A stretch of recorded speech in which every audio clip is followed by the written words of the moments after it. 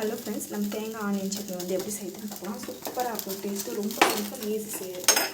So இது வந்து பார்த்திங்கன்னா கொஞ்சமாக வந்து ஆயில் போடுறோம். ஆயில் போட்டுட்டு நல்லா வந்து காயிடும். ஸோ ஆயில் வந்து நல்லா காய்ச்சிட்டு ஸோ மிளகா பூண்டு ஸோ அப்புறம் வந்து பார்த்திங்கன்னாக்கா நல்லா வந்து வதக்கிக்கோங்க. தேங்காய்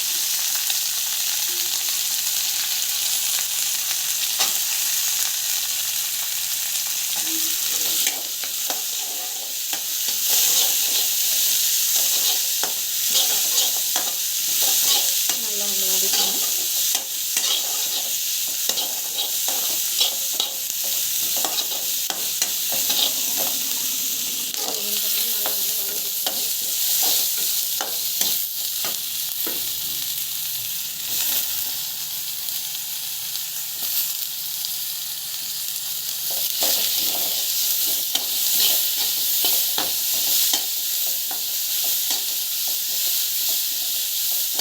இது வந்து பார்த்திங்கன்னா நல்லா வந்து வதக்கிக்கணும்.